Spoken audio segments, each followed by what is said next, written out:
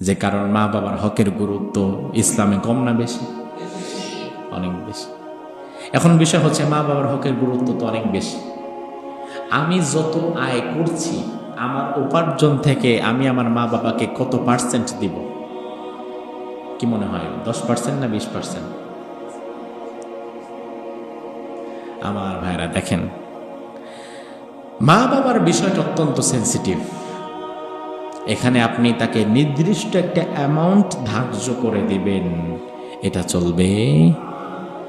আপনার মা বাবা স্বাবলম্বী, অর্থনৈতিকভাবে তাদের কোনো অভাব নাই, তাদের মোটামুটি জায়গা জমি বাড়ি গাড়ি খাওয়া পড়া সবই আছে। আপনি সন্তান, আপনি উপার্জন করছেন, ওই মুহূর্তে মা বাবাকে দেওয়া আপনার জন্য ফরজ না, কারণ তারা স্বাবলম্বী, তাদের চলছে। আপনি আপনার উপার্জন থেকে হাদিয়া স্বরূপ তাদের কিছু দিতে পারেন, এটা তাদের খুশির কারণ হবে, তারা দোয়া করবে। আপনার মা বাবা মধ্যম পর্যায়ের, তাদের আয় ইনকাম যতটা আছে ততটা আয় ইনকাম দিয়ে তারা কিছু জীবন চালাতে পারে। ধরেন মাসের 30 দিনের 15 দিন চালাতে পারে, আর 15 দিন পারে না, তাহলে বাকি 15 দিন আপনি চালাবেন। এখন যত পার্সেন্ট লাগে সেটা আপনি দিয়ে দিবেন। হ্যাঁ, তাদের চাল কিনতে হয় না, ডাল কিনতে হয় না, কিন্তু ওষুধপত্রের খরচটা তারা দিতে পারে না, ওটা আপনি দিবেন। অর্থাৎ তাদের প্রয়োজন যতটা আপনার দেয়া লাগবে ততটা, এটা ফরজ। একজন সাহাবী এসে বললেন, ইয়া রাসূলুল্লাহ, আমার মা বাবাকে আমি কতটুকু দেব? রাসূল বললেন, আনতা ওয়া মালুকা লিআবিকা, তুমি তোমার সম্পদ এর মধ্য থেকে যতটুকু আছে তোমার মা বাবাকে তুমি দিতে পারবা, তাতে কোনো সমস্যা? এখন এই হাদিসের আবার একটা ভুল ব্যাখ্যা করা হয় যে সন্তানের সকল সম্পদ তার মা বাবাকে দিয়ে দেয়া লাগবে। ইসলাম কিন্তু এতটা অধিকারও আবার মা বাবাকে দেয় নাই। ভালো করে বোঝেন, ইসলাম যদি বলতো সন্তানের সব সম্পদ মা বাবারে দিয়ে দেওয়া লাগবে চাহিবা মাত্রই, তাহলে যাকাত সন্তানের উপরে আসতো না, আসতো মা বাবার উপর। কথা কি বোঝেন?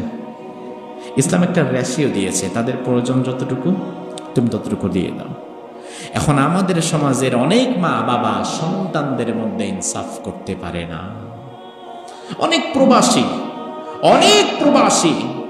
10 বছর 20 বছর প্রবাসী কষ্ট করে উপার্জন করে মা বাবার কাছে পাঠায়।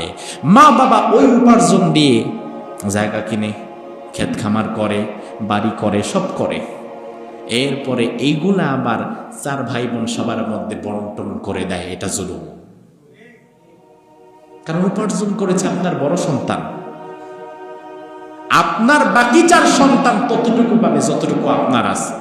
এখন বড় সন্তান যা পাঠিয়েছে আপনি আপনার নিজের প্রয়োজন পূরণ করে বাকিটা তার জন্য রাখেন, নয়তো এই প্রবাসী 20 বছর পরে যখন দেশে আসে তখন সে হয়ে যায় সমাজ এবং পরিবারের বোঝা।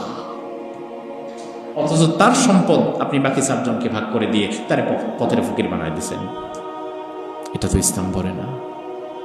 তো এই জন্য ইসলামের মৌলিক বিষয় হচ্ছে সম্পদ উপার্জন করবে যিনি, এই সম্পদের সর্বোচ্চ হক তার।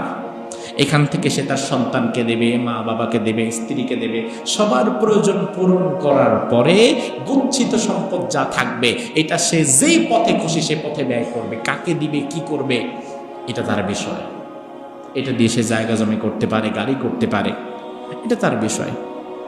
আবার দেখা যায় অনেক সময় আপনি কিছু টাকা পয়সা আপনার পরিবার খরচের পরে জমিয়েছেন, এই টাকা আপনি কিছু একটা করবেন, এখন যে মা বাবাকে বলাই লাগবে এটা নট নেসেসারি। কারণ তখন হয়তো মা বাবা তাদের কাছে আপনি যেমন তাদের বাকি সন্তানেরাও তেমন। তিনি তো চাইবেনই যে আপনি বাকি ভাইদেরকে সমানভাবে সবকিছু দিয়ে দেন। তবে এটা যদি আপনি দেন এটা আপনার বিষয়, তবে ইসলাম এ বিষয়ে আপনাকে জোরপূর্বক একটা বিধান চাপিয়ে দেয় নাই যে তোমার সম্পদ তুমি সবাই ভাগজাক করে দিয়ে দাও। কথা বুঝতে পেরেছেন? এই জন্য মা বাবার প্রয়োজন যতটা আপনি দিয়ে দেবেন ততটা। প্রয়োজন পূরণের পরে আপনি আপনার প্রয়োজন অনুযায়ী যে কোনো খাতে খরচ করতে পারেন, তাতে কোনো সমস্যা নাই। সিম কোম্পানির লোনের টাকা না দিয়ে মারা গেলে গুনাহ হবে? অনেক ইমানদারি প্রশ্ন। ওই যে বান্দার হক নষ্ট করব না। এখন সিম কোম্পানি, যেমন আমরা মোবাইলে যে কথা বলি, মোবাইলে কথা বলার সময় অনেক সময় দেখা যায় ব্যালেন্স শেষ হয়ে গেলে আবার 20 টাকা, 30 টাকা, 50 টাকা, 100-200 টাকাও সম্ভবত এখন ঋণ নেওয়ার সিস্টেম আছে না?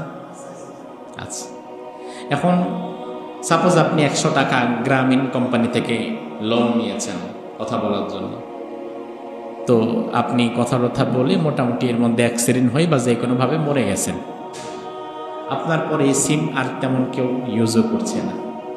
এখন 100 টাকা তো আসলেই আপনি বস্তুত এই কোম্পানির কাছ থেকে ঋণই নিয়েছেন, ধার নিয়েছেন, লোন নিয়েছেন।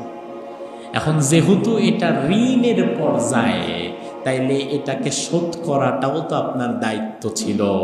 এখন এটা আবার এমন ঋণ যেই ঋণের কথা আপনার পরিবারের কেউ জানেও না। এটা তো জটিল। আর এই কোম্পানি 100 টাকার জন্য হয়তো আপনার বাড়িতে আসবেও না।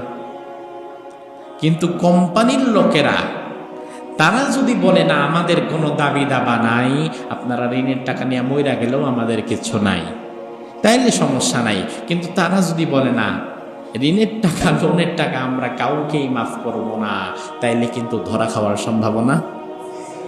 এজন্য ঋণ নেওয়ার দরকারই নাই।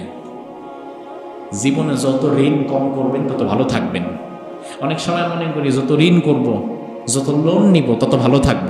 আমি নিজে দেখেছি এমন অনেক মানুষ যত ঋণ করেছে, লোন করেছে, ব্যবসা বাড়িয়েছে, বাড়ি বাড়িয়েছে, গাড়ি বাড়িয়েছে, জীবনের একটা পর্যায়ে খাওয়ার মতো পয়সাও তাদের কাছে থাকে নাই। আর এত জঘন্য পর্যায়ে চলে গেছে। আর একবার যারা ঋণ করা শুরু করে, আল্লাহ তাআলা সারা জীবনে এদেরকে ওই ঋণের মধ্যে ঢুকায় রাখে।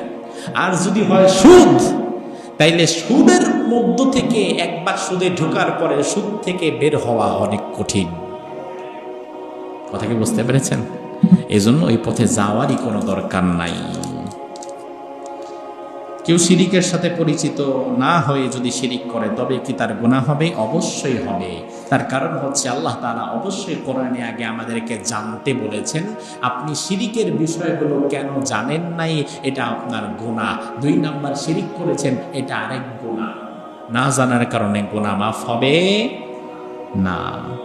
মোবাইল ফোনের সকল গেম খেলা কি হারাম?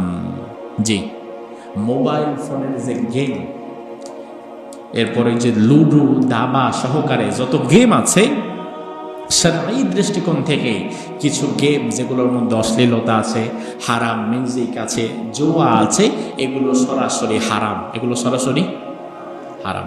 আর যেগুলোতে অশ্লীল মিউজিক নাই, অশ্লীলতা নেই, খারাপ কোনো ছবি নেই, জোয়া নেই, এগুলো সরাসরি হারাম না হলেও না জায়েজ, লা ইয়াজুজ। তার কারণ হচ্ছে মুমিন এমন কোনো কাজ করতে পারবে না যেটা অহেতুক তার সময় নষ্ট করবে।